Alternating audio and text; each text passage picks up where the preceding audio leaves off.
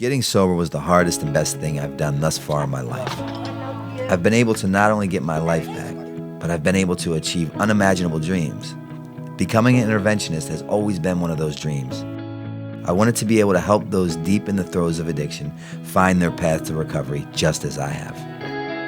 So in 2018, a new journey began to become a certified professional interventionist.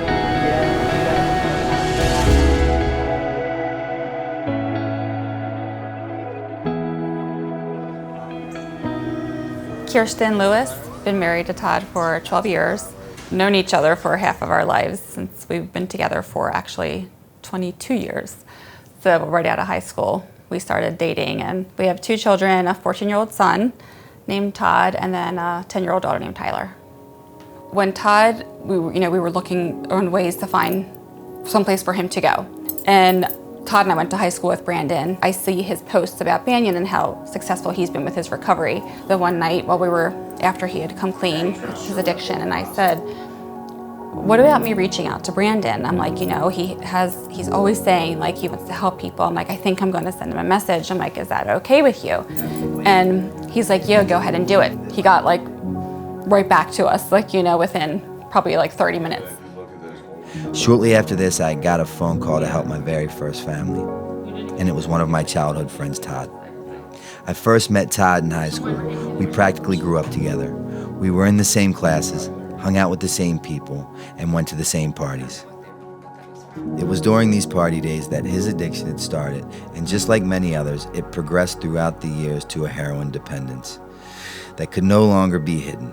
For years, I was hiding it from everybody, and just the money was leaving, and everybody's questioning me all the time, why am I acting the way I am? Why don't I have money when I have a good job? And my wife and my mother approached me and was basically like, we know that something's wrong with you, what's going on? And I was just at the end of my rope.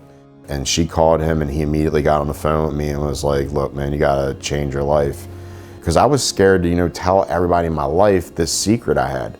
How do I tell everybody, these people that I work for, the people that work under me, like I'm in a position where I'm a manager, so how do I tell these people that I'm essentially a junkie? Brandon talks to you like a normal person. Like I said, his demeanor and tone with me wasn't any different than it was when we were in high school. And with my wife calling him, it was obvious.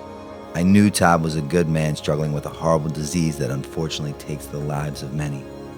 Since those party days, he had gotten married, started a family, and was on the verge of losing it all. So when his wife reached out to me, I knew I had to do whatever it took in order to help my childhood friend. I immediately got on the first flight and headed to Baltimore.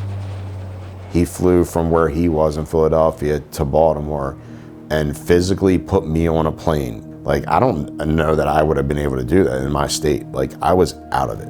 The minute I saw Todd, I could tell he was struggling. I took a real good look at him. It was like looking in the mirror at my past. I recognized the pain in his eyes. His relationship with his family was crumbling, and everything else with it. At that moment, Todd had that gift of desperation. It was easy to see that Todd had finally hit his bottom. He was willing to take my suggestions. With that being said, we hopped on our first flight. Off to treatment we went. And Todd was in really rough shape. I mean, he was smoking the whole way in the car, smoking pot all the way there. He was so stoned by the time we got there. It was the lowest point of his life, actually. But Brandon was there and took him away, and I'll never forget that as long as I live.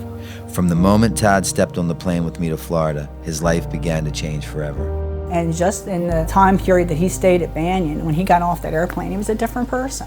He had lost like 30 pounds, and he was just so healthy, and I mean, I couldn't imagine. I've only known him doing something for 20-some years. I couldn't imagine him not doing anything. And he did nothing. He arrived at Banyan broken and left a changed man.